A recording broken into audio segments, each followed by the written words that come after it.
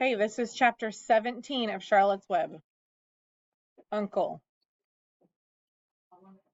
When they pulled into the fairgrounds, they could hear music and see the Ferris wheel turning in the sky.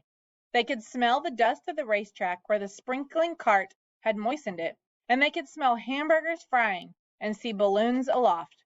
They could hear sheep blatting in their pens. An enormous voice called over the loudspeaker and said, "Attention, please! Will the owner of a Pontiac car, license number H2439, please move your car away from the fireworks shed?" "Can I have some money?" asked Fern. "Can I too?" asked Avery. "I'm going to win a doll by spinning a wheel, and it will stop at the right number," said Fern. "I'm going to steer a jet plane and make it bump into another one." "Can I have a balloon?" asked Fern. "Can I have a frozen custard and a cheeseburger and some raspberry soda pop?" asked Avery. "You children be quiet till we get the pig unloaded," said Mrs. Arable. "Let's let the children go off by themselves," suggested Mr. Arable. "The fair only comes once a year." Mr. Arable gave Fern 2 quarters and 2 dimes. He gave Avery 5 dimes and 4 nickels. "Now run along," he said. "And remember, the money has to last all day. Don't spend it all the first few minutes. And be back here at the truck at noontime so we can all have lunch together. And don't eat a lot of stuff that's going to make you sick to your stomachs." "And if you go in those swings," said Mrs. Arable, "you hang on tight. You hang on very tight. You hear me?" "And don't get lost," said Mrs. Zuckerman. "And don't get dirty. And don't get overheated," said their mother. "Watch out for pickpockets," cautioned their father. "And don't cross the racetrack when the horses are coming," cried Mrs. Zuckerman. The children grabbed each other by the hand and danced off in the direction of the merry-go-round, toward the wonderful music and the wonderful adventure and the wonderful excitement, into the wonderful Midway, where there would be no parents to guard them and guide them, and where they could be happy and free and do as they pleased. Mrs. Arable stood quietly and watched them go. Then she sighed. Then she blew her nose. "Do you really think it's all right?" she asked. "Well, they've got to grow up sometime," said Mr. Arable, "and a fair's a good place to start, I guess." While Wilbur was being unloaded and taken out of his crate and into his new pig pen, crowds gathered to watch. They stared at the sign, "Zuckerman's Famous Pig." Wilbur stared back and tried to look extra good. He was pleased with his new home. The pen was grassy, and it was shaded from the sun by a shed roof. Charlotte, watching her chance, scrambled out of the crate and climbed a post to the under side of the roof. Nobody noticed her. Templeton, not wishing to come out in broad daylight, stayed quietly under the straw at the bottom of the crate. Mr. Zuckerman poured some skim milk into Wilbur's trough, pitched clean straw into his pen, and then he and Mrs. Zuckerman and the Arables walked away toward the cattle barn to look at purebred cows and to see the sights. Mr. Zuckerman particularly wanted to look at tractors. Mrs. Zuckerman wanted to see a deep freeze. Lurvy wandered off by himself, hoping to meet friends and have some fun on the Midway. As soon as the people were gone, Charlotte spoke to Wilbur. "It's a good thing you can't see what I see," she said. "What do you see?" asked Wilbur. "There's the pig in the next pen, and he's enormous. I'm afraid he's much bigger than you are."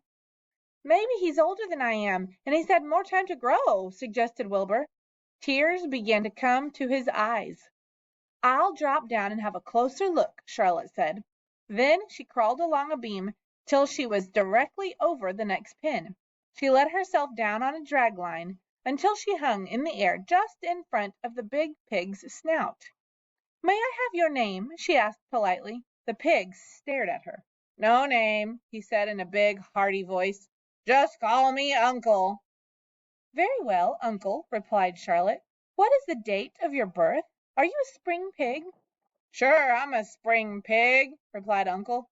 "What'd you think I was, a spring chicken? That's a good one, eh, sister?" "Mildly funny," said Charlotte. "I've heard funnier ones, though. Glad to have met you, And now I must be going." She ascended slowly and returned to Wilbur's pen. "He claims he's a spring pig," reported Charlotte. "And perhaps he is. One thing is certain, he has a most unattractive personality. He's too familiar, too noisy, and he cracks weak jokes. Also, he's not anywhere near as clean as you are, nor as pleasant. I took quite a dislike to him in our brief interview. He's going to be a hard pig to beat, though, Wilbur, on account of his size and weight.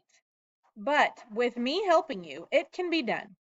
When are you going to spin a web?" asked Wilbur. This afternoon, late, if I'm not too tired," said Charlotte. "The least thing tires me these days. I don't seem to have the energy I once had. My age, I guess." Wilbur looked at his friend. She looked rather swollen, and she seemed listless. "I'm awfully sorry to hear that you're feeling poorly, Charlotte," he said. "Perhaps if you spin a web and catch a couple of flies you'll feel better." "Perhaps," she said wearily. "But I feel like the end of a long day." Clinging upside down to the ceiling, she settled down for a nap, leaving Wilbur very much worried. All morning people wandered past Wilbur's pen. Dozens and dozens of strangers stopped to stare at him and to admire his silky white coat, his curly tail, his kind and radiant expression. Then they would move on to the next pen where the bigger pig lay. Wilbur heard several people make favorable remarks about Uncle's great size. He couldn't help overhearing these remarks, and he couldn't help worrying. And now, was Charlotte not feeling well, he thought. Oh, dear.